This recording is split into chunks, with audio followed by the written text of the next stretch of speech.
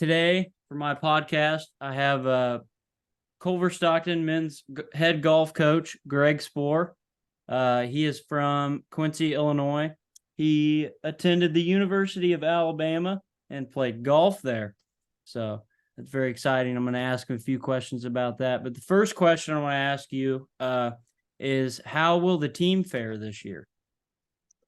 Well, I'm real optimistic. I think we have some experience on our side with four upperclassmen that have played in several events. I think they'll do well.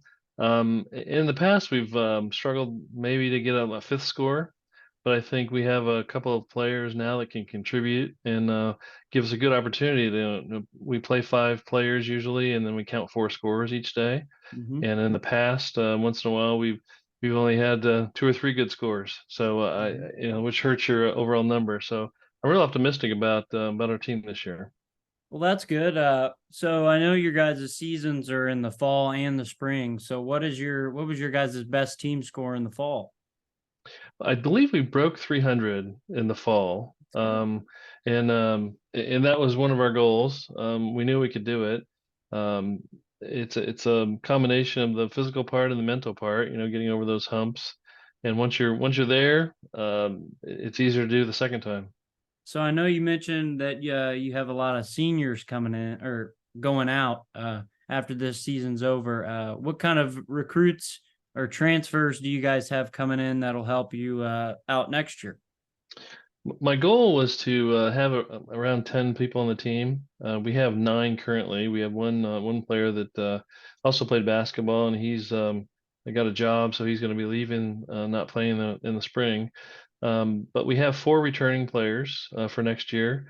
So the goal was to get six. And ideally, I would get three freshmen and three transfers.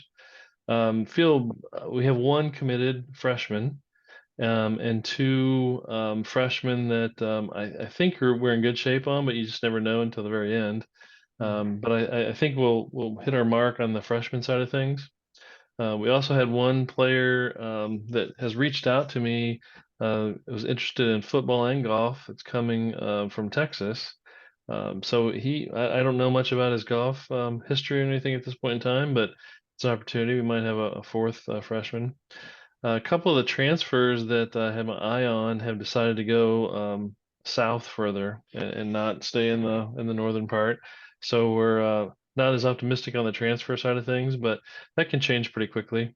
We Yes. have we just got a notification of a school that is looks like unfortunately going to close. It's not in our immediate area, but some of those players could potentially be interested in transfer over. So still Cool. working on the transfers. Cool. Well, that sucks for them, but It does. could be good for you. Could be Right.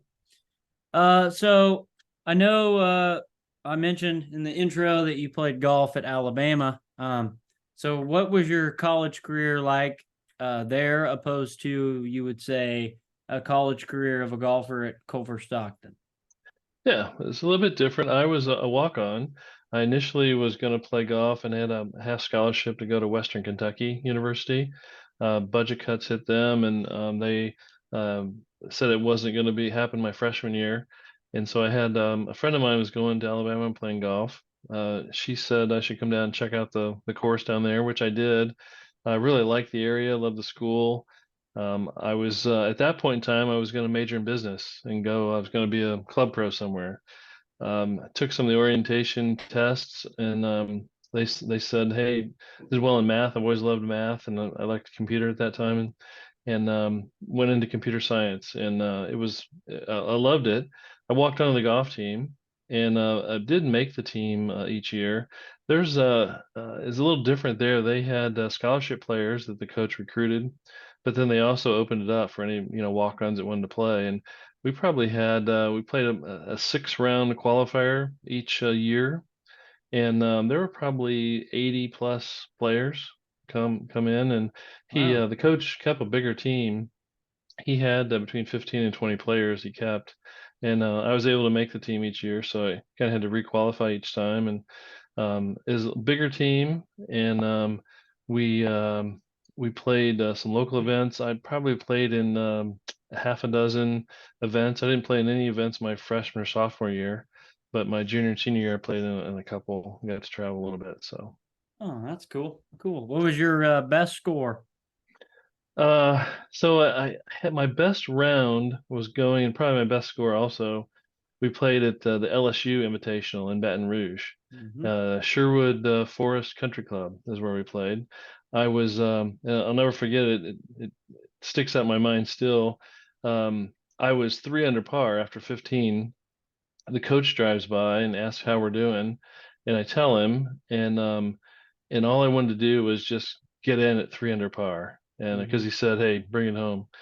And that was my focus, and I went bogey, bogey, bogey. So I after that point, I tried to take on the attitude of, hey, let's not worry about our score. Let's just play the hole in front of us, and I try to pass that on to players as much as possible Hmm. because that's a common thing in golf. You kind of get ahead of yourself sometimes, Hmm. and so that even par was my.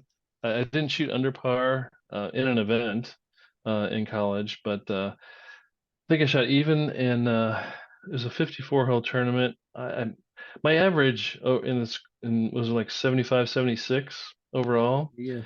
So it was I was probably in that 220, 225 area for Mhm. that tournament, which is probably my best rounds. Oh, oh. Cool. I would have to say that that's pretty cool. I would This is a lot of love to be fun. a part of that, I'll tell you that. Yeah. But last and final question, and there's a lot of people out there that may want to know this answer. Will Culver Stockton in the spring be a threat? Will they win? Um, I think there's a very good opportunity. You know, golf's a kind of a fickle game, and you never really know. Your the results you have today don't dictate how you'll play tomorrow, which is Mhm. really with any sport, but golf especially. You know, you can have those good days.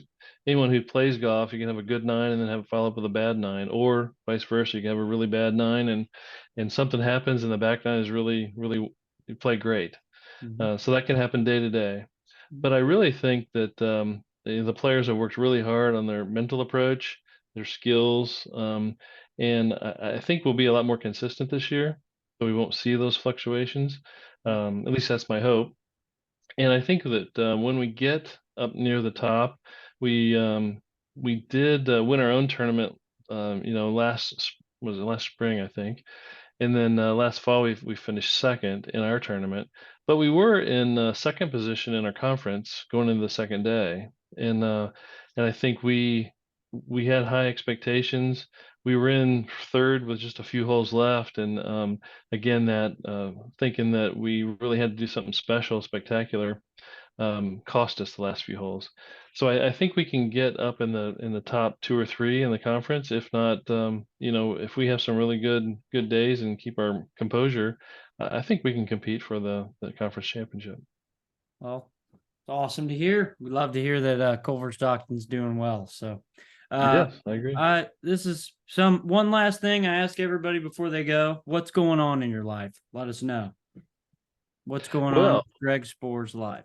so the golf coach at Culver Stockton is a part-time position. And so this time of year, it occupies a lot of time, you know, with recruiting, practice, preparation, start of the you know, travel season. So my full-time position is at Dot Foods.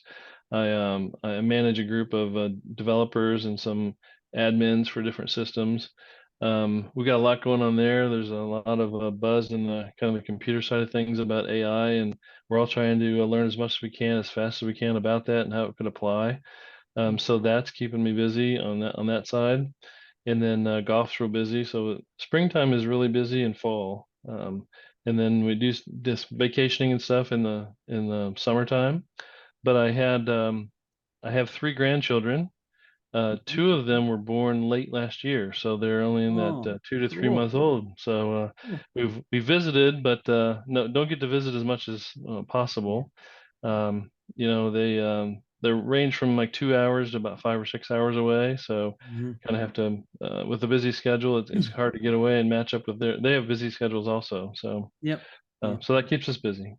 All righty. Well, glad to hear that. Awesome. Congrats on the grandchildren. Well, That's thank you very awesome. much. But well, that's all we have for today. I hope you guys do great in your season upcoming. I just wanted to give a podcast to let the Culver Stocking students know about what's going on with the golf team. So thank Awesome. you Thank you, Connor. and good luck.